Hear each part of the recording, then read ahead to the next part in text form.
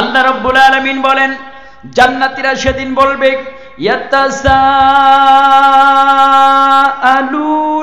আনিল মুজরিমিন মা সালাকাকুম ফি সাকার ক্বালু লাম নাকু মিনাল মুসাল্লিন ওয়া লাম নাকু নুতঈমুল মিসকিন।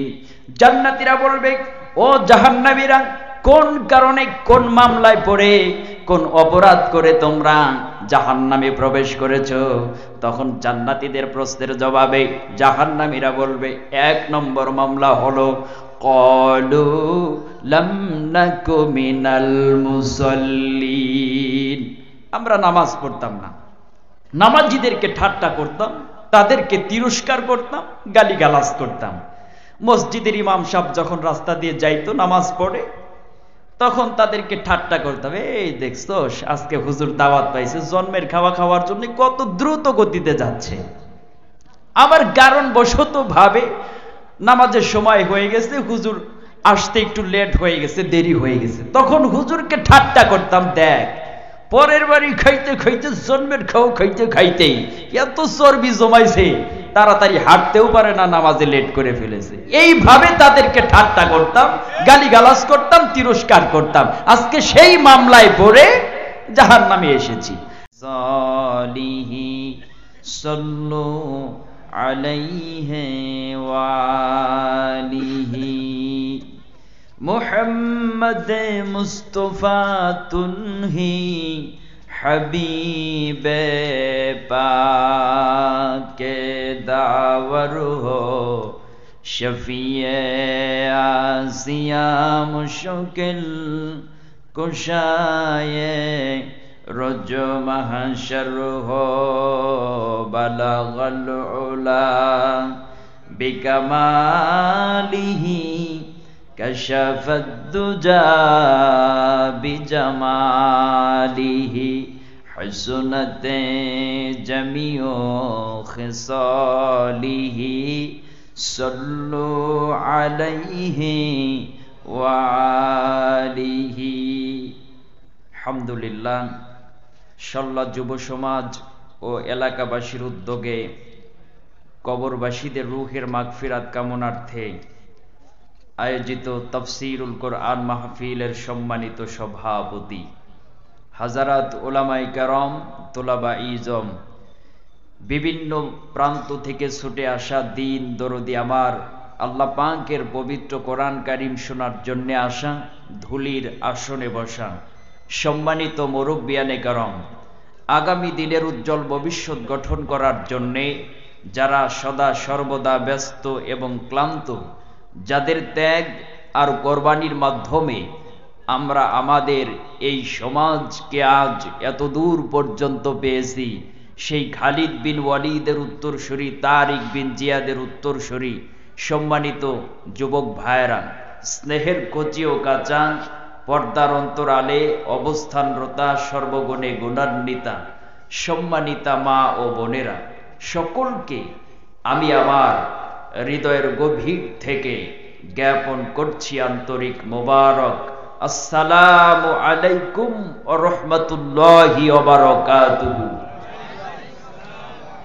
সবটুকুন শুকরিয়া যে আল্লাহ পাক রব্বুল আলামিন এই প্রচণ্ড শীতের ভেতরে আমাদেরকে তার কালাম শোনার জন্যে আসার এবং বসার সুব্যবস্থা করে দিলেন। সে মালিকের আলিশান দরবারে বিনয় অবনত চিত্তে হৃদয়ের সবটুকুন আবেগ অনুভূতিকে উজাড় করে দিয়ে মুহাব্বতের সাথে কালেমাতুশ শুকর আদায় করি আলহামদুলিল্লাহ। দরুদ সালাম বর্ষিত হোক সর্বকালের, সর্বযুগের সর্বশ্রেষ্ঠ মহাপুরুষ, বিশ্বসভার সভাপতি, আল্লাহর সৃষ্টির প্রধান আকর্ষণ, সমস্ত নবী রাসূলগণের মাথার মুকুট, শামসুল হেদায়েত, বদরুদ্দুজা, সাইয়্যিদুস সাকালাইন, ইমামুল মুরসালিন, আফতাবে নবুওয়া, শাহানশাহে রিসালা, সুলতানুল মদিনা, হুজুরে আকরাম, নূরে মুজাসসাম, নূরুন আলা নূর, সাইয়্যিদিনা হাবিবেনা শাফিঈনা মাওলানা মুহাম্মদ, সকলেই বলেন সাল্লাল্লাহু আলাইহি ওয়াসাল্লাম। প্রিয় ভাই সব, আমরা আল্লাহর কোরআন শুনতে এসেছি।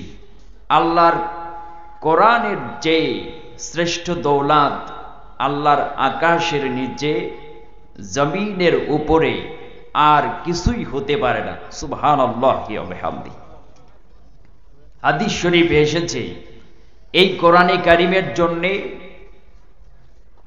কিছু মানুষ লাঞ্ছিত হয়, বঞ্চিত হয়, অপমানিত হয়।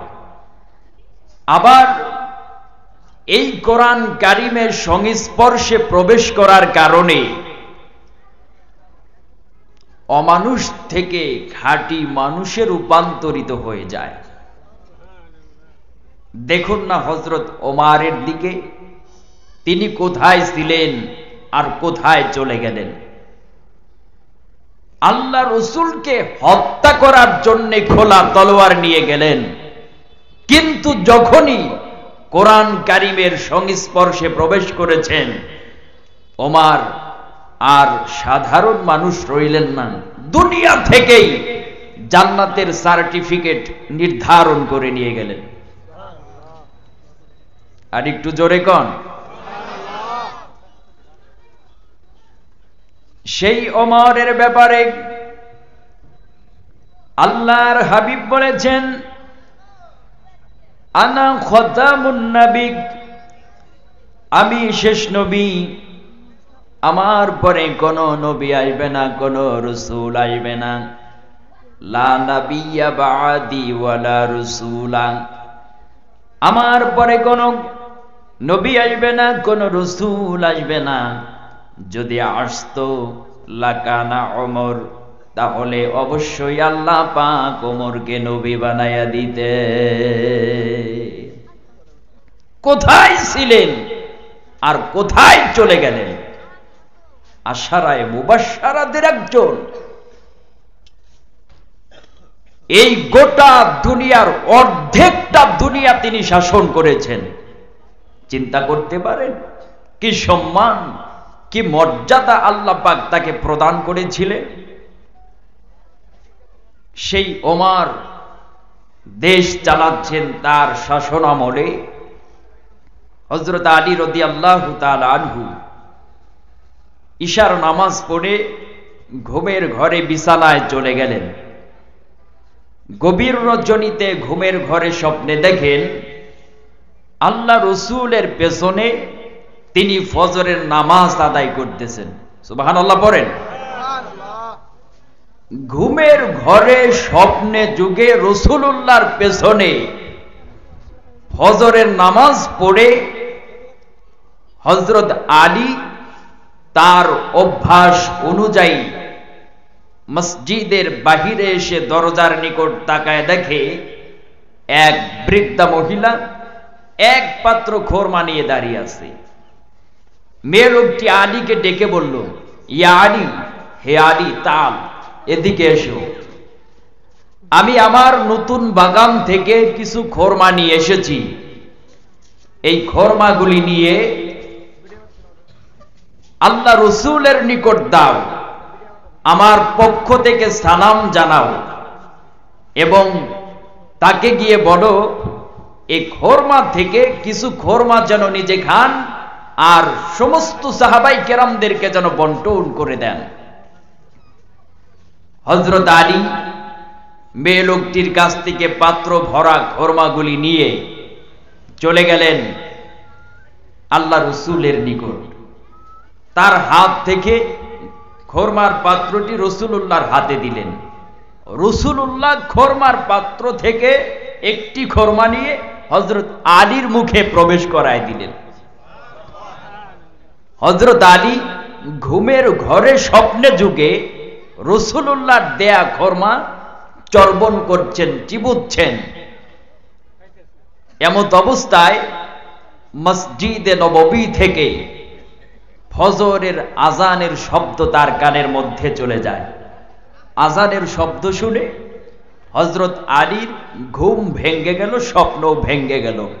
হযরত আলী বলেন, আমি ওযু করে আসলাম, অজু করে আসলাম ঠিক, কিন্তু স্বপ্নে যুগে রাসূলুল্লাহর দেয়া খোরমার স্বাদ এখনো আমার জিহ্বার ভিতরে অবশিষ্ট রয়ে গেছে। জামা পরিধান করে তৎক্ষণাৎ চলে গেলেন মসজিদে নববীতে। সেখানে গিয়ে তাকায় দেখেন মসজিদের মেহরাবে ইমামতির মুসাল্লায় হযরত ওমর রাদিয়াল্লাহু তাআলা আনহু দাঁড়িয়ে আছে। জামাতে নামাজের সময় হলো। নির্ধারিত সময়ে হযরত আলী জামাতে নামাজ আদায় করে তার অভ্যাস অনুযায়ী মসজিদের বাহিরে এসে তাকায় দেখে স্বপ্নের মতো বাস্তবেও এক বৃদ্ধা মহিলা এক পাত্র খোরমা নিয়ে দাঁড়িয়ে আছে। মেয়ে লোকটি আলীকে ডেকে বলল, ইয়া আলী, হে আলী, তাল এদিকে এসো, আমি আমার নতুন বাগান থেকে কিছু খোরমা নিয়ে এসেছি। এই খোরমাগুলি নিয়ে আমিরুল মুমিনিন খলিফাতুল মুসলিমিন হযরত ওমর রাদিয়াল্লাহু তাআলা আনহুর নিকট দাও এবং তাকে গিয়ে বলো এই খোরমা থেকে কিছু খোরমা যেন নিজে খান আর সমস্ত সাহাবাই কেরামদেরকে যেন বন্টন করে দেন। কারণ আল্লাহ রসুলের সাহাবীরা যখনই আমার খোরমাগুলি খাবে, খোরমা খেয়ে তারা আল্লাহর প্রশংসা করবে, আল্লাহ খুশি হয়ে যাবে। আল্লাহ যদি খুশি হয়ে যায়, আমার খোরমার বাগানে আল্লাহ পাক রহমত দান করে দিবেন। হযরত আলী মেয়ে লোকটির কাছ থেকে পাত্র ভরা খোরমাগুলি নিয়ে চলে গেলেন আমিরুল মুমিনিন খলিফাতুল মুসলিমিন হযরত ওমর রাদিয়াল্লাহু তাআলা আনহুর নিকট। মেয়ে লোকটির পক্ষ থেকে সালাম দিলেন, খোরমার পাত্রটি তার হাতে দিলেন। ওমর খোরমার পাত্রটি হাতে নিয়ে আল্লাহ রসুল যেইভাবে আলীকে খোরমা খাইয়ে দিয়েছেন, ঠিক তদ্রূপ ভাবে অনুরূপ ভাবে হযরত ওমর একটি খোরমা হযরত আলীর মুখে প্রবেশ করাই দিলেন। হযরত আলী ওমরের দেয়া খোরমা চর্বণ করছেন, চিবুচ্ছেন, অনেক মজা পাচ্ছেন। যতই চর্বণ করে ততই তৃপ্তি পায়, যতই চিবুতে থাকে ততই মজা পায়। এত স্বাদ, এত মজা, প্রচন্ড স্বাদ আর মজার কারণে হযরত আলী লোভ সামলাতে পারছেন না। লোভ সামলাতে না পেরে এক পর্যায়ে ওমরকে তিনি বললেন, ইয়া ওমর, আমিরুল মুমিনিন খলিফাতুল মুসলিমিন, জিদনি তামরাতান উখরা, আমাকে আরেকটা খোরমা দাও না, অনেক খোরমাই তো আছে, সমস্ত সাহাবাই কেরামদেরকে বন্টন করে দেওয়ার পর অনেক খোরমাই তো বেঁচে যাবে, আমাকে আরেকটা খোরমা দাও না। হযরত ওমর তৎক্ষণাৎ বললেন, ইয়া আলী, লাউ আন্না রাসূলুল্লাহি সাল্লাল্লাহু আলাইহি ওয়াসাল্লাম যাদাক লাজিদনাক। ও আলী শোনো, স্বপ্নে যদি রাসূলে কারীম সাল্লাল্লাহু আলাইহি ওয়াসাল্লাম তোমাকে একটার বেশি খোরমা দিতেন, তাহলে আমি ওমর তোমাকে একাধিক খোরমা দিয়ে দিতাম। হযরত আলী অবাক হয়ে গেছে। কি আশ্চর্য কথা, কি মারাত্মক কথা! আমি স্বপ্নে দেখলাম আর আমার স্বপ্নের বিবরণ ওমর জানতে পারলো কিভাবে, কেমনে জানতে পারলো? অবাক হওয়ারই তো কথা যে আলী সম্পর্কে আল্লাহ রসুল বলেছেন, আনা মাদিনাতুল ইলমি ওয়া আলিয়্যুন বাবুহা। আল্লাহ রসুল বলেছেন আমি ইলমের শহর, আর সেই ইলমের শহরের দরজা হচ্ছেন হযরত আলী। সেই আলী অবাক হয়ে গেছে। হযরত আলীর অন্তরে, তার হৃদয়ে কৌতূহল জাগ্রত হয়ে গেছে। বিষয়টি উদ্ঘাটন করার জন্যে, বিষয়টি পরিষ্কারভাবে জানার জন্যে ওমর আবার, হযরত আলী ওমরকে আবার প্রশ্ন করলেন, ইয়া ওমর, আহিয়া রুইয়া রাআইতাহা আন গায়বুন ইবতালাত আলাইক। হে ওমর, এটা কি তুমি স্বপ্নে দেখছো, না তোমাকে গায়েব থেকে জানানো হয়েছে? হযরত ওমর তৎক্ষণাৎ জবাব দিলেন, ইয়া আলী ওয়াল্লাহি মা হিয়া রুইয়া ওয়ালা গায়ব ওয়ালাকিন্নাল মুমিনা ইযা আখলাসা কলবাহু ইয়ারা বিনুরিল্লাহ। ও আলী শোনো, এটা আমি স্বপ্নে দেখি নাই, এটা আমাকে গায়েব থেকে জানানো হয় নাই, এটা হচ্ছে সেই ব্যাপার আল্লাহর কোন বান্দা যখন আল্লাহর কোরআনে কারীমের জন্য নিজেকে উৎসর্গ করে দেয়, আল্লাহ রাব্বুল আলামিন তখন তাকে দেখার মতো শক্তি, সামর্থ্য এবং কি যোগ্যতা, মান, সম্মান বৃদ্ধি করে দেন। সুবহানাল্লাহ। জোরে কোন আল্লাহু আকবার, আরো জোরে আল্লাহু আকবার। আপনাদের আওয়াজে আমি সন্তুষ্ট না, আওয়াজ বাড়াতে হবে। সবাইকে শয়তান ওয়াসওয়াসা দিচ্ছে, প্ররোচনা দিচ্ছে, ধোঁকা দিচ্ছে। আমরা প্রচন্ড শীতের কারণে অলস হয়ে গিয়েছি, আমাদের অলসতা দূর করতে হবে। শয়তানের ধোঁকা যেন আমাদেরকে স্পর্শ করতে না পারে, শয়তান যেন প্ররোচনা দিতে না পারে, সেজন্য আমরা আমাদের মন মানসিকতা একটু চাঙা করে নেই, কোরআনে কারিমের প্রতি গভীরভাবে আকর্ষণ তৈরি করে নেই। কি গণ আপনারা? আমরা একটু তাকবীর দিই, সবাই দুই হাত বের করেন একটু কষ্ট করে, মুঠ পাকান শক্ত করে, আর সামন দিকে টান টান করেন। সামনে যারা আছে গুইসা মাইরেন না, ঝগড়া বাদ দিয়ে আবার সকাল বেলায় আমার নামে বদনাম হবে। আর গলা পরিষ্কার করেন। নাকি বাড়িওয়ালারা নিষেধ করে দিছে, খবরদার, রান্না করে খাওয়াই আমি, আর মাহফিলে গিয়ে চিৎকার চেঁচামেচি করে ক্ষুধা বাড়িয়ে সকাল বেলায় আমার লগে ঝগড়া করবা, এটা কিন্তু মানতে পারবো না। নিষেধ করেছে আপনাদেরকে? নিষেধ যদি না করে থাকে সকলে গলা পরিষ্কার করেন। নারে তাকবীর। মানুষ তুলনামূলক শীতকে কেন্দ্র করে কম, তবে যতজন এসেছেন আপনাদের পর্যাপ্ত পরিমাণ আওয়াজ হয়নি।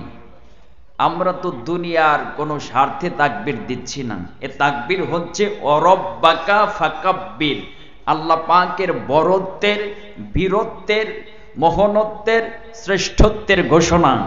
এই তাকবীর হচ্ছে মুসলমানদের জন্য সবচাইতে হাই স্পিড পাওয়ারফুল শক্তিশালী তলোয়ার। সবচাইতে পাওয়ারফুল অস্ত্রের নাম হচ্ছে এই নারায়ে তাকবীর।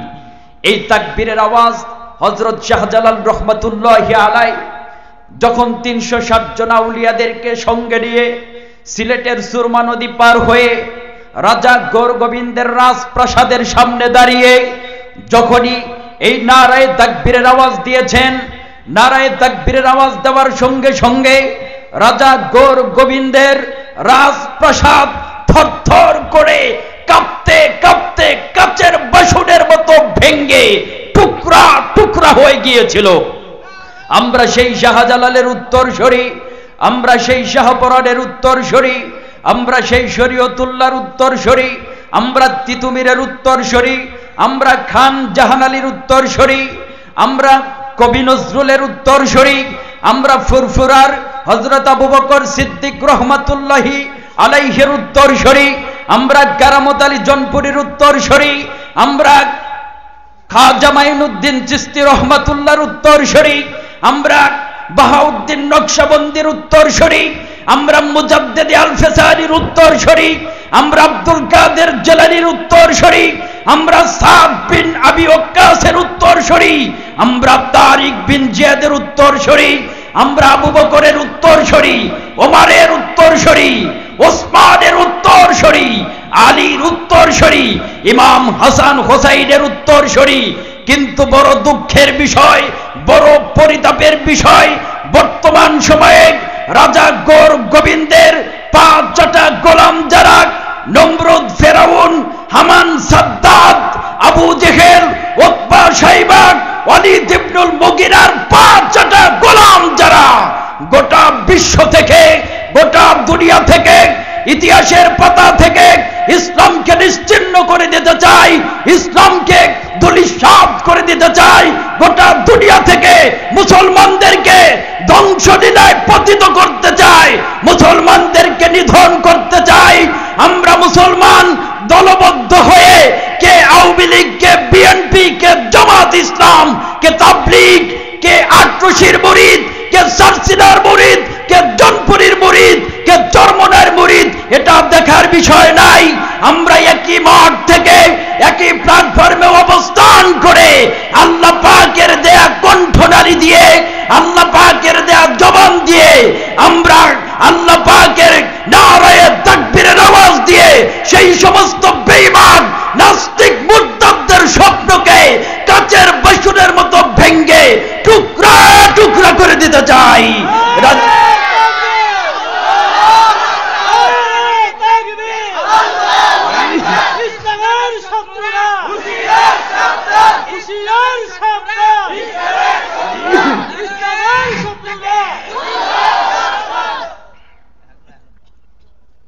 কষ্ট পাইলেন আপনারা? রাগ করলেন কি? বলতে পারেন হুজুর আপনাকে দেখা যাচ্ছে জোয়ান মানুষ, হঠাৎ করে এত রেগে গেলেন, কারণ কি? কন্টিনিউ কথা বলতে হচ্ছে, গলা জ্যাম ছিল তো একটু পরিষ্কার করে নিলাম। প্রিয় ভাই সব, আসুন আমরা কোরআন কারীম থেকে আলোচনা করি। আমার সঙ্গে আপনারা সকলেই তেলাওয়াত করুন, যেন তেলাওয়াতকৃত প্রত্যেকটি অক্ষরের নূর আল্লাহ পাক আমাদের সকলের সিনার মধ্যে প্রবেশ করিয়ে দেন। আউযু বিল্লাহি মিনাশ শাইতানির রাজীম। বিসমিল্লাহির রহমানির রহিম। বিতাড়িত মরদুদ শয়তানের ওয়াসওয়াসা থেকে পানাহ চেয়ে পরম করুণাময় অসীম দয়ালু আল্লাহ পাকের নামে শুরু করছি। ইয়্যাকা না'বুদু ওয়া ইয়্যাকা নাস্তাঈন। আমানতু বিল্লাহ। কোরআন কারীম সূরাতুল ফাতিহা 114টি সূরার ভেতরে সিরিয়াল নাম্বার অনুযায়ী প্রথম নম্বর সূরা। সূরাটি নাজিল হয় মক্কায়, আয়াত সংখ্যা 7টি, রুকু সংখ্যা 1টি। 7টি আয়াতে কারিমার ভেতর থেকে 4th নম্বর আয়াতে কারিমা তেলাওয়াত করেছি।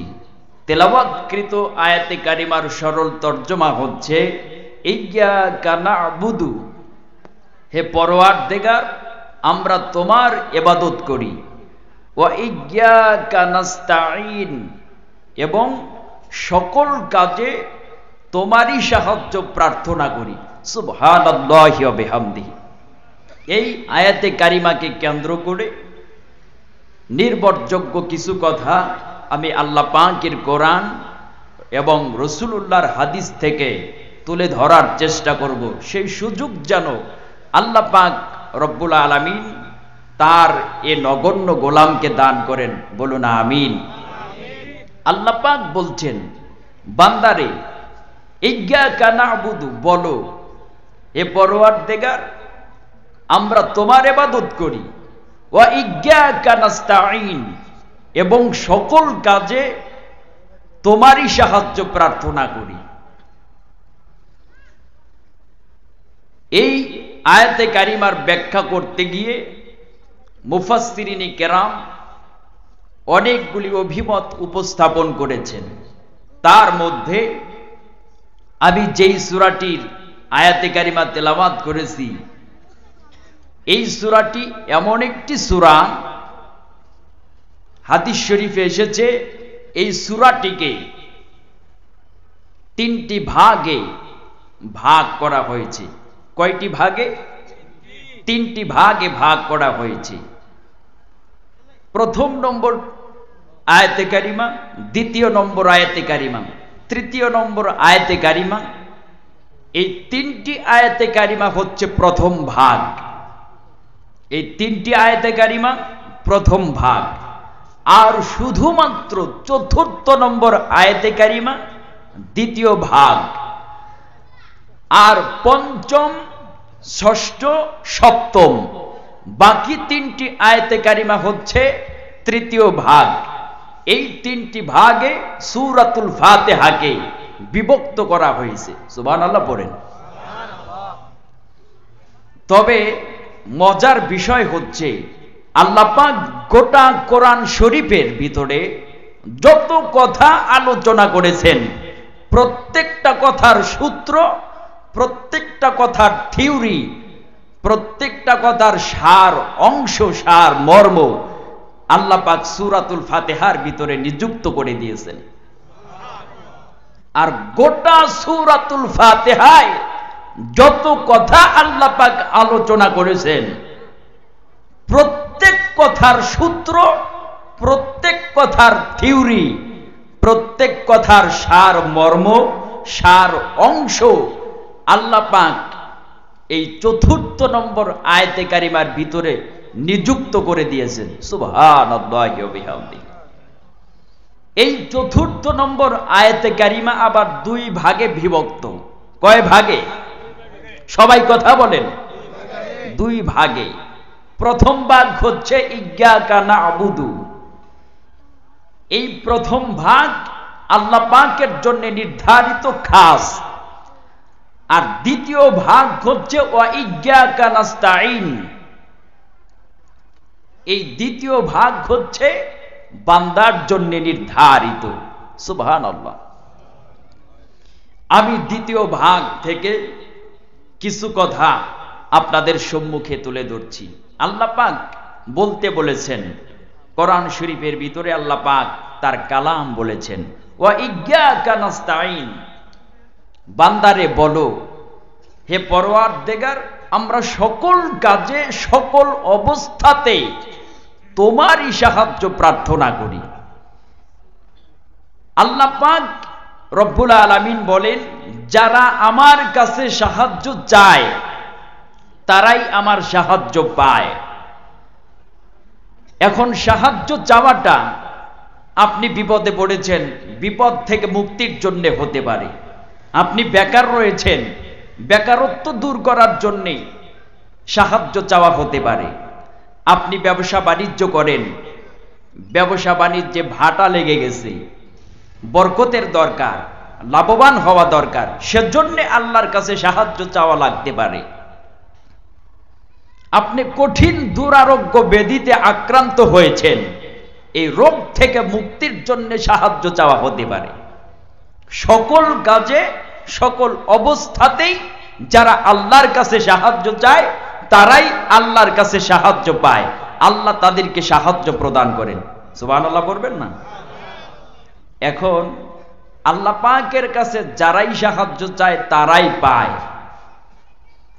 ইতিপূর্বে তার কি কোনো ডকুমেন্ট আছে? তার কি কোনো দলিল আছে? এটা আমাদের প্রশ্ন। আল্লাহ পাক এই দৃষ্টান্ত, এই নজির কোরআন শরীফের বিভিন্নত্রে তুলে ধরেছেন। আল্লাহ রাব্বুল আলামিন বলেন, আমার কাছে যারা সাহায্য চায় আমি তাদেরকে সাহায্য দান করি। আল্লাহ পাকের কোরআন কারীমের ভিতরে আল্লাহ পাক নজির তুলে ধরেছেন। হযরত ইউনূস আলাইহিস সালাম যখন তিনি নিজের ইচ্ছে অনুযায়ী হিজরত করতেছিলেন, আল্লাহর অনুমতি আসে নাই, আল্লাহর অনুমতি বাদ রেখে নিজের ইচ্ছে অনুযায়ী যখন হিজরত করতেছিলেন, হিজরতের সময় নদীপথ তিনি অতিক্রম করতেছিলেন। এমত অবস্থায় গভীর পানির ভিতরে নৌকা স্থির হয়ে গেল, থেমে গেল। এই গভীর পানিতে নৌকাটি যখন আটকে গেল, স্থির হয়ে গেল, নৌকার মাঝি ঘোষণা করলেন, নিশ্চয়ই আমার নৌকার ভিতরে কোন মালিকের অবাধ্য গোলাম আছে, থাকলে নিজেকে আত্মসমর্পণ করে দাও, নিজেকে সারেন্ডার করে দাও। এই ঘোষণা শুনে হযরত ইউনূস আলাইহিস সালাম, তিনি তো আল্লাহর পয়গাম্বার, তিনি বুঝতে পারলেন আমি তো আমার মালিকের আদেশ পাই নাই, হুকুম পাই নাই, আমি আমার ইচ্ছে অনুযায়ী হিজরত করতেছি। মনে হয় আমার মালিক আল্লাহ পাক আমার প্রতি নারাজ হয়ে গেছে, সেজন্য আমার সম্মুখে বিপদ দিয়েছে আমাকে পরীক্ষা করার জন্য। এই পরীক্ষাতে আমাকে পাশ করতে হবে। ইউনূস আলাইহিস সালাম এই ঘোষণা শুনে উপস্থিত সমস্ত যাত্রীদেরকে লক্ষ্য করে বলতে লাগলেন, আমি আমার মালিকের হুকুম লঙ্ঘন করেছি, আমি আমার মালিকের হুকুম অমান্য করেছি, আমাকে যে শাস্তি দেওয়া প্রয়োজন তোমরা আমাকে শাস্তি দিয়ে দাও, মাথা পেতে মেনে নেব। ইউনূস আলাইহিস সালাম যখন তার জবান দিয়ে এই ঘোষণা করেছেন, ঘোষণা করার সঙ্গে সঙ্গে নৌকার মধ্যে যত যাত্রী ছিল, যত আরোহী ছিল, প্রত্যেকটা যাত্রী মাঝি সহ তার দিকে অবাক নেত্রে তাকিয়ে রইলেন। কারণ ইউনূস আলাইহিস সালামের চেহারা এত সুন্দর ছিল, তাদের মনে ধারণা হয়েছে এত সুন্দর চেহারাওয়ালা মানুষ মালিকের হুকুম অমান্য করতে পারে না। এই কথা বলার সঙ্গে সঙ্গে কেউ ইউনূস আলাইহিস সালামের কথা মানছেন না, কেউ গ্রহণ করে নিচ্ছেন না। এক পর্যায়ে লম্বা কাহিনী, ঘটনা বলা উদ্দেশ্য নয়, বিষয়টি শুধু ধারণা দেওয়ার জন্য, বোঝানোর জন্য আপনাদেরকে শুনিয়ে যাই। লটারি তৈরি করা হলো, লটারিতে ইউনূস আলাইহিস সালামের নাম চলে আসলো। দ্বিতীয়বার লটারি করা হলো, ইউনূস আলাইহিস সালামের নাম চলে আসলো। তৃতীয়বার লটারি করা হলো, ইউনূস আলাইহিস সালামের নাম চলে আসলো। তৃতীয়বার যখন তার নাম চলে আসলো, সবাই সম্মিলিত সিদ্ধান্ত অনুযায়ী ইউনূস আলাইহিস সালামকে দরিয়ার মধ্যে ছেড়ে দিলেন। দরিয়ার মধ্যে ছেড়ে দেওয়ার সঙ্গে সঙ্গে আল্লাহ পাক রব্বুল আলামিন সমুদ্রের অতল গভীর তলদেশ থেকে বিশাল আকারের একটি মাছকে হুকুম করলেন, যাও, আমি আমার পয়গম্বর ইউনূসকে তার ইচ্ছে অনুযায়ী হিজরতের কারণে শাস্তি দেব, তাকে তোমার পেটের ভিতরে বন্দী করে রাখবো। আমি তোমার পেটকে ইউনূসের জন্য জেলখানায় রূপান্তরিত করে দিলাম। ইউনূস আলাইহিস সালামকে দরিয়ার মধ্যে ছেড়ে দেওয়া হলো। ছেড়ে দেওয়ার পরে বিশাল আকারের মাছ এসে তাকে গিলে ফেললো। মাছ বিশ্রাম করার জন্য সমুদ্রের অতল গভীর তলদেশে চলে গেল। কিতাবের মধ্যে পাওয়া যায় একদিন নয়, 2 দিন নয়, 40 দিন পর্যন্ত ইউনূস আলাইহিস সালাম মাছের পেটের ভিতরে বন্দী অবস্থায় সময় কাটাতে লাগলেন। এক পর্যায়ে তিনি হুঁশ ফিরে পাইলেন। যখনই তিনি হুঁশ ফিরে পেয়েছেন, হুঁশ ফিরে পাওয়ার সঙ্গে সঙ্গে তৎক্ষণাৎ দেরি না করে আল্লাহ পাকের সাহায্য চাইলেন। কার সাহায্য চাইলেন? আল্লাহ পাকের সাহায্য চাইলেন। কেমন করে সাহায্য চাইলেন? আল্লাহ পাক হযরত ইউনূসের কথাগুলি কোরআন শরীফে কোট করে জানিয়েছেন। আল্লাহ রাব্বুল আলামিন বলেন, ওয়াযান্নুন ইয যাহাবা মুগাদিবান ফাযান্না আল্লান নাকদির আলাইহি ফানাদা ফিজ যুলুমাতি আল্লা ইলাহা ইল্লা আনতা সুবহানাকা ইন্নী কুনতু মিনাজ জালিমিন। হযরত ইউনূস আলাইহিস সালাম আল্লাহকে ডাক দিলেন, লা ইলাহা, কোনো ইলাহা নাই, কোনো উপাস্য নাই, কোনো মাবুদ নাই, ইল্লাল্লাহ, আল্লাহ ব্যতীত। রব্বুল আলামিন, আমি তোমার প্রশংসা করছি, তোমার গুণ কীর্তন করছি, তোমার তাসবিহ পড়ছি। আমি তো বিপদের মধ্যে পড়ে গেছি, আমাকে এই বিপদ থেকে উদ্ধার করো, আমাকে এই বিপদ থেকে বাঁচাও। এই কথা বলে যখন ইউনূস আলাইহিস সালাম আল্লাহর কাছে প্রার্থনা করলেন, আল্লাহর কাছে সাহায্য চাইলেন, আল্লাহ পাক তৎক্ষণাৎ ইউনূস আলাইহিস সালামের ডাক আরশে আজিম থেকে শুনছেন কিনা বলেন? আল্লাহ পাক আরশের মালিক আরশে আজিম থেকে ইউনুসের ডাক শুনলেন। ডাক শোনার সঙ্গে সঙ্গে ইউনুস আলাইহিস সালামের ডাকের জবাব দিয়ে দিলেন। আল্লাহ পাক বলেন ফাস্তাজাবনা লাহু ওয়া নাজ্জাইনাহু মিনাল গামবি ওয়া কাযালিকা নুনজিল মুমিনিন। আল্লাহ পাক বলেন ইউনুস যখন আমাকে ডাক দিল বিপদ থেকে মুক্তি পাওয়ার জন্য, বিপদ থেকে বাঁচার জন্য যখন আমাকে ডাক দিল, ইউনুসের ডাক শুনেছি, তার ডাকের জবাব দিয়েছি।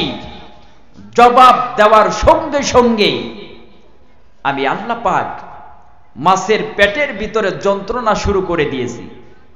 মাছ পাগলের মতো দরিয়ার পানির ভিতরে ছুটাছুটি করতে লাগলো, দৌড়াদৌড়ি করতে লাগলো।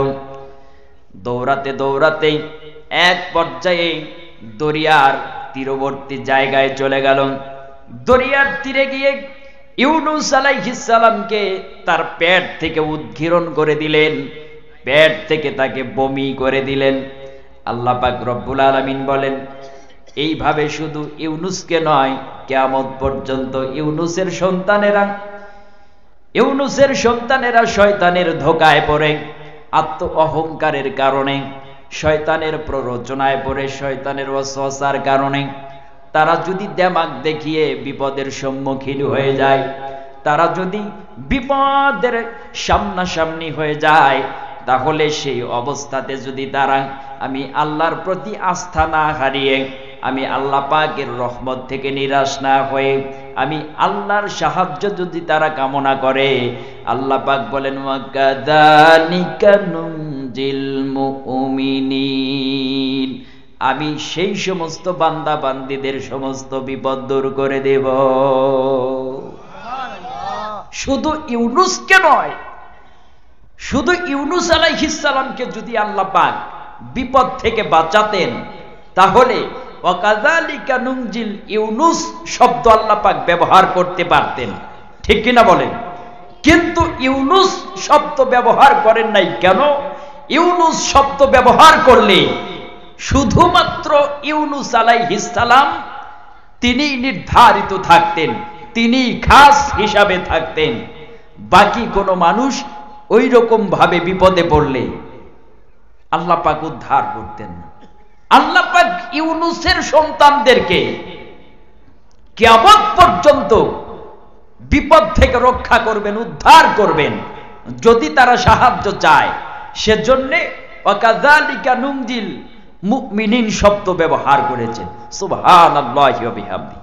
প্রিয় ভাইরা, আপনাদের প্রতি দরখাস্ত থাকবে, দাবি থাকবে, আমরা যখনই বিপদের সম্মুখীন হব, যখনই মুসিবতের সম্মুখীন হব, আমরা আল্লাহর রহমত থেকে নিরাশ হব না। আল্লাহ পাকের প্রতি পরিপূর্ণ আস্থা আমরা রাখবো ইনশাআল্লাহ। পড়েন। তবে খুব দুঃখের বিষয়, আমরা একটু বিপদের সম্মুখীন হলেই, একটু মুসিবতে পড়লেই, একটু রোগে আক্রান্ত হলেই আল্লাহ রহমত থেকে নিরাশ হয়ে যায়, আল্লাহর প্রতি আস্থা হারিয়ে ফেলি, আমরা অধৈর্য হয়ে যাই, ঠিক কিনা বলেন? আল্লাহ রাব্বুল আলামিন বলে বান্দারে, কুল ইয়া ইবাদিয়াল্লাযীনা আসরাফু আলা আনফুসিহিম লা তাকনাতু মির রাহমাতিল্লাহ। এই আয়াত কারিমার ভিতরে আল্লাহ রাব্বুল আলামিন তার রহমত থেকে নিরাশ হতে নিষেধ করেছেন। আল্লাহ পাকের রহমত থেকে আল্লাহ পাক বঞ্চিত হতে নিষেধ করেছেন। আল্লাহর নবী বলেন, আমার উম্মতেরা, যখনই তোমরা বিপদের মধ্যে পড়বে, আল্লাহর রহমত থেকে নিরাশ হবে না, আল্লাহর প্রতি আস্থা হারিয়ে ফেলবে না, অধৈর্য হওয়া যাবে না। যখন তোমরা বিপদ দেখবে, বিপদ দেখার সঙ্গে সঙ্গে তোমরা নামাজে দাঁড়িয়ে যাবে, নামাজে দাঁড়ায় যাবে, আল্লাহর কুদরতি পায়ে সেজদা দিবে। নামাজ শেষ হতে না হতেই তোমরা দেখতে পাবে বিপদ তোমাদের পেছন দিক থেকে পালিয়ে গেছে। কারণ নামাজই পারে একমাত্র কঠিন বিপদ থেকে মানুষকে মুক্তি দিতে, নামাজই পারে মানুষকে অন্যায় থেকে ফিরিয়ে রাখতে। আল্লাহ রাব্বুল আলামিন বলেন, ইন্নাস সালাতা তানহা আনিল ফাহশাই ওয়াল মুনকার, নিশ্চয় নামাজই পারে মানুষকে অন্যায় থেকে ফিরিয়ে রাখতে, মানুষকে পাপাচার কাজ থেকে ফিরিয়ে রাখতে, মানুষকে বিপদ থেকে মুক্তি দিতে পারে একমাত্র নামাজ। জোরে কোন সুবহানাল্লাহ। এখন আমাদের মনে প্রশ্ন থাকতে পারে, আমাদের চোখে দেখা, আমাদের সামনে দেখা অনেক মানুষই আছে নামাজ পড়ে ঠিক, কিন্তু অন্যায় ছাড়তে পারে না। তারাও তো বিপদের সম্মুখীন হয়, তারাও জিনা করে, তারাও চুরি করে, তারাও ডাকাতি করে, তারাও ছিনতাই করে। এই ধরনের মানুষ আছে না নাই? আল্লাহ রাব্বুল আলামিন তাদের সম্পর্কে বলেন, ফাওয়াইলুল লিল মুসাল্লিন আল্লাযীনা হুম আন সালাতিহিম সাহুন আল্লাযীনা হুম ইউরাউন ওয়া ইয়ামনাউনাল মাউন। আল্লাহ রাব্বুল আলামিন বলেন, যারা মানুষকে দেখানোর জন্য যারা নামাজ পড়ে, যারা রোজা করে, যারা হজ করে, যাকাত দেয়, কোরবানি করে, দান করে, সদকা করে, মানব সেবা করে, তাদের নামাজ, তাদের রোজা, তাদের হজ, যাকাত, কোরবানি, দান, সদকা, মানব সেবা আকাশের নিচে জমিনের উপরে মধ্যবর্তী শূন্য জায়গায় ঝুলন্ত থাকে, আর সে আজিম পর্যন্ত পৌঁছায় না। তাহলে এই শূন্য জায়গায় যেন আমাদের আমল নামা ঝুলন্ত না থাকে, আমাদের আমল, আমাদের নামাজ রোজা যদি আমরা আল্লাহ পাকের আরশে আজিম পর্যন্ত পৌঁছাতে চাই, আর সে আজিমে যদি মঞ্জুর করাতে চাই, তাহলে নামাজের মধ্যে, রোজার মধ্যে, দান সদকা, মানব সেবার মধ্যে আল্লাহ পাকের একনিষ্ঠতা থাকতে হবে, ইখলাস থাকতে হবে। আল্লাহ রাব্বুল আলামিন বলেন, কুল ইন্না সালাতি ওয়া নুসুকি ওয়া মাহইয়ায়া ওয়া মামাতি লিল্লাহি রাব্বিল আলামিন। আল্লাহ রাব্বুল আলামিন বলে, বান্দারে তোমরা বলো, আমার নামাজ, আমার রোজা, আমার হজ, আমার যাকাত, আমার কোরবানি, আমার জীবন মৃত্যু সব কিছু আল্লাহ তোমার জন্য উৎসর্গ করে দিলাম। সুবহানাল্লাহ কোন, আর একটু আস্তে কোন। আরে সবাই তো ঘুমায়ে পড়ছে। এটা আপনাদের দোষ না, শীত প্রচন্ড গতিতে আক্রমণ করতেছে। কষ্ট পাচ্ছেন কি আপনারা? আমি ছেড়ে দেই। আমাদের প্রধান আলোচক কিন্তু চলে এসেছেন। কি কোন আপনারা? আর কিছুক্ষণ চলবে? সবাই চলবে?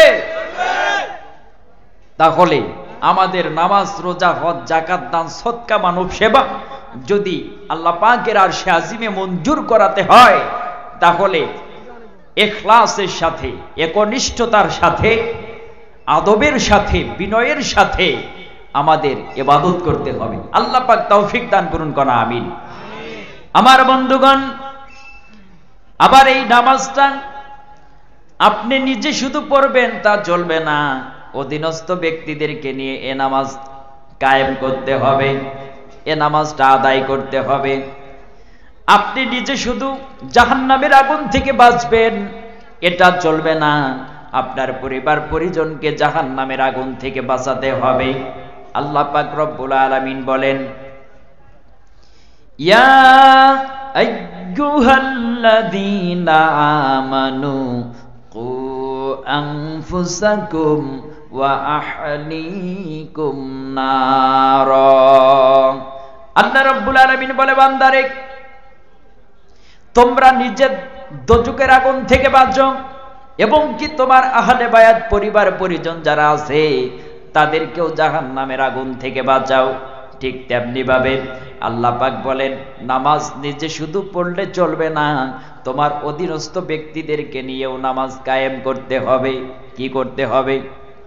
জোরে কন। আল্লাহ রাব্বুল আলামিন বলেন, আল্লাযীনা ইম্মাক্কান্নাহুম ফিল আরদি আকামুস সালাহ ওয়া আতাউস যাকাত ওয়া আমারু বিল মা'রুফ ওয়া নাহাউ আনিল মুনকার। আল্লাহ রাব্বুল আলামিন বলেন, যারা ক্ষমতার চেয়ার পাবে, নেতৃত্বের চেয়ার পাবে, নেতৃত্বের চেয়ার পাওয়ার সঙ্গে সঙ্গে, ক্ষমতার চেয়ার পাওয়ার সঙ্গে সঙ্গে সর্বপ্রথম তারা 4টা কাজ করবে। কয়টা কাজ? জোরে কোন, কয়টা কাজ? সবাই কথা বলেন একটু। কয়টা কাজ? 4টা কাজের 1 নাম্বার হলো নামাজ কায়েম করবে। আকামুস সালাহ, নামাজ কায়েম করবে। নিজে শুধু পড়বে চলবে না, কায়েম করতে হবে। অধীনস্থদেরকে নিয়ে নামাজ আদায় করতে হবে। 2 নাম্বার হলো ওয়া আতাউস যাকাত, যাকাত আদায় করতে হবে। দিলে শুধু চলবে না, ধনাঢ্যবান ব্যক্তিদের কাছ থেকে শতকরা 2.5 টাকা নিয়ে দরিদ্রদের মধ্যে বন্টন করতে হবে। এই দায়িত্ব পালন করতে হবে। 3 নাম্বার হলো আমারু বিল মা'রুফ, সৎ কাজের, ভালো কাজের আদেশ করতে হবে, উৎসাহ দিতে হবে। সুবহানাল্লাহ পড়েন। আর 4 নাম্বার হলো যেখানে খারাপ কাজ হয় সেখানে শক্তি দিয়ে বাধা দিবে। যদি শক্তিতে না পারো, বাধা দিতে দিতে তোমার জীবনের প্রত্যেকটা রক্তের ফোঁটা কোরবানি করে দাও, আল্লাহ পাক তোমাকে শহীদের মর্যাদা হিসাবে গণ্য করে দিবেন। সুবহানাল্লাহ পড়বেন। তবে আফসোস, আমরা ভালো কাজের আদেশ কম করি, খারাপ কাজের বাধা আমরা দেই না। কথা কন না কেন? ভালো কাজ যেখানে হয় সেখানেই বামপন্থীরা বাধা প্রদান করে, ডিস্টার্ব করে। আর যেখানে বাধা দেওয়া প্রয়োজন সেখানে বাধা দেওয়া বাদ দিয়ে মানুষ সেখানে বোবা শয়তানের মতো চুপ হয়ে থাকে। কথা কন না কেন? আরো জোরে কন, ঠিক না ঠিক? আমাদের প্রতিজ্ঞা করতে হবে, আমাদের শপথ দিতে হবে, আমাদের সমাজে যেখানেই অন্যায় শরীয়ত গর্হিত কাজ হবে সেখানে আমরা শক্তি দিয়ে, দাপট দেখিয়ে, প্রয়োজনে রক্ত দিয়ে হলেও সেই অন্যায় কাজগুলি আমরা প্রতিহত করব। কি কোন আপনারা? নাকি আপনারা রক্ত দেওয়া লাগবে দেখে ভয় পান? আপনারা কি ভয় পান? বাঙালি জাতি তো ভয় পাওয়ার কোনো কথা নয়। এই বাঙালি তো 1947 সালে রক্ত দিয়েছিল, 1952 সালে রক্ত দিয়েছে, 1971 সালে দেশকে স্বাধীন করার জন্য বুকের তাজা রক্ত ঢেলে দিয়েছে। যদি আবার প্রয়োজন হয় 1971 সালের মতো জীবনের রক্ত দিয়ে হলেও এই জমিন থেকে কুলাঙ্গার মুক্ত করতে হবে। যারা অন্যায় কাজ করে সমাজের পবিত্রতা নষ্ট করবে, এই পবিত্র জমিনকে অপবিত্র করতে যাবে, তাদেরকে নির্মূল করে চূর্ণ বিচূর্ণ করে দেওয়া হবে। এই শপথ মুসলমানদেরকে করতে হবে। মুসলমান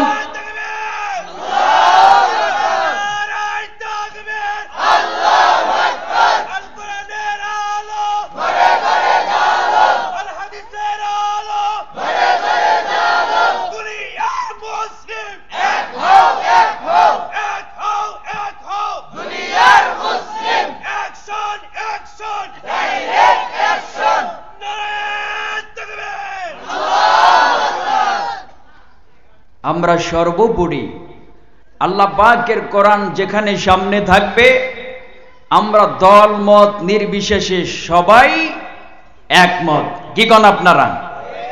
আমরা মুসলমান আল্লাহর কোরআনকে সিনায় নিয়ে বাঁচতে চাই, আল্লাহর কোরআনকে নিয়ে মরতে চাই। এই প্রতিজ্ঞা, এই তামান্না আমাদের হৃদয়ে থাকতে হবে। কোন বাতিল শক্তিকে, কোন বাতিল চক্ষুকে, কোন তাগুতি শক্তিকে আমরা মুসলমান ভয় করি না। আমাদের বাম পা দিয়ে লাথি মেরে তাদেরকে বঙ্গোপসাগরে নিক্ষেপ করতে চায়। এই শক্তি নিয়ে মুসলমান বাঁচতে হবে। আল্লাহ পাক সেই হিম্মত আমার মুসলমানদেরকে দান করুক না, আমিন। আরো জোরে কোন আমিন। আমার বন্ধুগণ, যারা নেতৃত্বের চেয়ার পাবে, ক্ষমতার চেয়ার পাবে, চারটা কাজ করবে। চারটা কাজ হলো আকামুস সালাহ, নামাজ কায়েম করবে, ওয়া আতাউস যাকাত, যাকাত আদায় করবে, আমারু বিল মারুফ, ভালো কাজের আদেশ করবে, উৎসাহ দিবে, ওয়া নাহাউ আনিল মুনকার, আর খারাপ কাজ যেখানে হয় বাধা প্রদান করবে, বানচাল করবে। কথা কর না কে? প্রিয় বন্ধুগণ, আবার এই নামাজটা কি আল্লাহ রব্বুল আলামিন সকাল থেকে নিয়ে রাত পর্যন্ত উম্মতে মুহাম্মাদির জন্য আদায় করা ফরজ আইন করে দিয়েছেন কিনা? খালি অন্যায় কাজের বাধা দিবেন, নামাজ পড়বেন না, তা কিন্তু হবে না। সেজন্যই সকাল থেকে শুরু করে রাত পর্যন্ত আল্লাহ পাক 5 ওয়াক্ত নামাজকে ফরজ আইন করে দিয়েছেন, নির্ধারণ করে দিয়েছেন। আল্লাহ রাব্বুল আলামিন বলেন, আকিমিস সালাতা লিদুলুকিশ শামসি ইলা গাসাকিল লাইল ওয়া কুরআনাল ফাজর ইন্না কুরআনাল ফাজরি কানা মাশহুদা। সকাল থেকে নিয়ে রাত পর্যন্ত নামাজ আছে না নাই? জোরে কোন আছে না নাই? প্রথমে দিলেন ফজর, ফজরের পরে জোহর, জোহরের পরে আসর, আসরের পরে মাগরিব, মাগরিবের পরে এশা আছে না নাই? এত চমৎকার করে আল্লাহ পাক সাজিয়ে দিলেন। কবি নজরুল বলেন, ঘুমাইয়া কাজা করেছি ফজর, তখনও জাগিনি যখনও জহর, হেলায় খেলায় কেটেছে আসর, মাগরিবের ওই শুনিয়া যান, এখনো জামাতে হওরে শামিল, এখনো এসাতে আছে স্থান, বাজিছে দামামা বাদরে মামা, শির উঁচু করি মুসলমান, দাওয়াত এসেছে নয়া জামানার, ভাঙা কেল্লায় উড়ে নিশান। আল্লাহু আকবার। আমার বন্ধুগণ, আবার এই নামাজ না পড়ার কারণে কিয়ামতের ময়দানে জাহান্নামে যাওয়া লাগবে, সে কথাও আল্লাহ পাক সূরা মুদ্দাসিরের মধ্যে তুলে ধরেছেন। আল্লাহ পাক যখন জান্নাতীদেরকে জান্নাতের ফয়সালা করে দিবেন, জান্নাতীরা যখন জান্নাতে যাবে, জাহান্নামীদের কঠিন অবস্থা দেখতে পাবে। জাহান্নামীদের কঠিন অবস্থা দেখে জান্নাতীরা জিজ্ঞেস করবে, কি জিজ্ঞাসা করবে? আল্লাহ পাক সে কথাও সূরা মুদ্দাসিরের মধ্যে তুলে ধরেছেন। আল্লাহ রাব্বুল আলামিন বলেন, জান্নাতীরা সেদিন বলবে, ইয়াতাসাআলুনা আনিল মুজরিমিন মা সালাকাকুম ফি সাকার ক্বালু লাম নাকু মিনাল মুসাল্লিন ওয়া লাম নাকু নুতঈমুল মিসকিন। জান্নাতীরা বলবে, ও জাহান্নামীরা, কোন কারণে, কোন মামলায় পড়ে, কোন অপরাধ করে তোমরা জাহান্নামে প্রবেশ করেছো? তখন জান্নাতীদের প্রশ্নের জবাবে জাহান্নামীরা বলবে, 1 নম্বর মামলা হলো ক্বালু লাম নাকু মিনাল মুসাল্লিন, আমরা নামাজ পড়তাম না, নামাজীদেরকে ঠাট্টা করতাম, তাদেরকে তিরস্কার করতাম, গালিগালাজ করতাম। মসজিদের ইমাম সাহেব যখন রাস্তা দিয়ে যাইতো নামাজ পড়ে, তখন তাদেরকে ঠাট্টা করতে হবে, এই দেখছো আজকে হুজুর দাওয়াত পাইছে, জন্মের খাওয়া খাওয়ার জন্য কত দ্রুত গতিতে যাচ্ছে। আবার কারণ বশত ভাবে নামাজের সময় হয়ে গেছে, হুজুর আসতে একটু লেট হয়ে গেছে, দেরি হয়ে গেছে, তখন হুজুরকে ঠাট্টা করতাম, দেখ পরের বাড়ি খাইতে খাইতে, জন্মের খাও খাইতে খাইতেই এত চর্বি জমাইছে, তাড়াতাড়ি হাঁটতেও পারে না, নামাজে লেট করে ফেলেছে। এইভাবে তাদেরকে ঠাট্টা করতাম, গালিগালাজ করতাম, তিরস্কার করতাম। আজকে সেই মামলায় পড়ে জাহান্নামে এসেছি। আমার দেশে এই জাতীয় অভ্যাস অনেকের আছে, কথা কর না কায়? আর জোরে কোন ঠিক না বেঠে? জান্নাতীরা বলবে 2 নম্বর মামলা কি? জাহান্নামীরা বলবে 2 নম্বর মামলা হলো ওয়ালাম নাকুনু তুইমুল মিসকিন, ওয়ালাম নাকুনু তুইমুল মিসকিন। আমরা মিসকিনদেরকে খাবার দিতাম না, তাদেরকে ভিক্ষা দিতাম না, তাদেরকে তাড়িয়ে দিতাম। আমরা সমাজের মোড়ল ছিলাম, মাতব্বর ছিলাম, মেম্বার চেয়ারম্যান ছিলাম। সরকারের পক্ষ থেকে বিদেশ থেকে দরিদ্র মানুষের জন্য টাকা পয়সা আসতো, গম আসতো, চাউল আসতো, টিউবওয়েল আসতো, টয়লেটের পাট সেলাপ আসতো, সব কিছু বিক্রি করে আমাদের পকেটে ঢোকাতাম, আমাদের ব্যক্তিগত কাজে ব্যবহার করতাম। দালান কোঠা, কলকারখানা, মিল ফ্যাক্টরি তৈরি করতাম, ব্যবসা বাণিজ্য করতাম, তাদেরকে পৌঁছে দিতাম না। আজকে সেই মামলায় পড়ে গেছি। আমার দেশে এই জাতীয় মানুষ আছে না নাই? কথা কন না কেন? আহারে, এই দুনিয়াতে যারা এতিম মিসকিনের, দরিদ্র মানুষের মাল আত্মসাৎ করে খাবে, কিয়ামতের ময়দানে সেই মালগুলি তাদের গলায় ঝুলায় দেওয়া হবে আমলনামা হিসাবে। অনেক মেম্বার চেয়ারম্যানের গলায় টয়লেটের পাট সেলাপ ঝুলায় দেওয়া হবে, টিউবওয়েল ঝুলায় দেওয়া হবে। কারণ সরকারের পক্ষ থেকে টিউবওয়েল বাজেট হয়, হয় কি হয় না? টয়লেটের বাজেট হয়, হয় কি হয় না? আহারে, সেগুলাও বিক্রি করে খায়।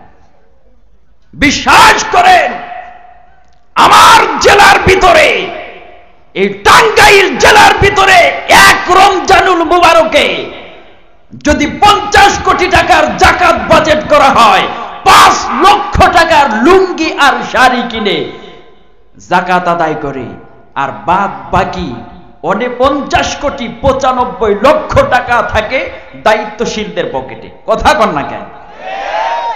বিশ্বাস করেন, এই 50 কোটি টাকার জাকাত যদি আমার টাঙ্গাইল জেলার ভিতরে দরিদ্র মানুষের তালিকা করে, ইয়াতিম মিসকিন অসহায় মানুষের তালিকা করে প্রত্যেকের হাতে হাতে যদি পৌঁছে দেওয়া হতো, আমার টাঙ্গাইল জেলা শুধু নয়, আমার বিভাগ শুধু ঢাকার মধ্যে নয়, গোটা বাংলাদেশ শুধু নয়, সারা দুনিয়া জাকাত ফেতরা খাওয়ার মতো কোনো মানুষই খুঁজে পাওয়া যাবে না। কথা কন না কেন? কিন্তু জাকাত আদায় করবে কে, আর দায়িত্ব নিয়ে বন্টন কে করবে?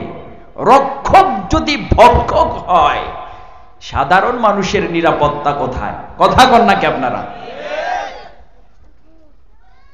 প্রিয় বন্ধুগণ, দায়িত্ব বিশাল আমানত জিনিস, দায়িত্ব বিশাল একটি আমানত। এই আমানত যেন আমরা সঠিকভাবে পালন করতে পারি, আল্লাহ তুমি তৌফিক দান করো, কানা আমিন। দায়িত্ব যদি সঠিকভাবে পালন করতে না পারি, তাহলে কিয়ামতের ময়দানে আল্লাহর কাছে আসামি হয়ে দাঁড়াতে হবে। হযরত ওমর রাদিয়াল্লাহু তাআলা আনহু তিনি বলেছেন, আমার রাষ্ট্র চলাকালীন সময়ে, আমার ক্ষমতা থাকাকালীন সময়ের ভিতরে যদি ফোরাত নদীর তীরে একটি কুকুর না খেয়ে মারা যায়, তাহলে আমি ওমরকে আল্লাহর দরবারে আসামির কাঠগড়ায় দাঁড়িয়ে জবাব দিতে হবে। আল্লাহ যদি প্রশ্ন করে, ওমর তুমি ক্ষমতায় ছিলে, আর তোমার ক্ষমতায় থাকাকালীন সময়ে কুকুর ফোরাত নদীর তীরে না খেয়ে মারা গেছে, তুমি জবাব দাও। আমি কি জবাব দিব আল্লাহর কাছে? আমি কি জবাব আল্লাহর কাছে দেব? দেখেন ওমরের চিন্তা ধারণা, তার কি আশা আকাঙ্ক্ষা, তার কি আমানতদারি ছিল।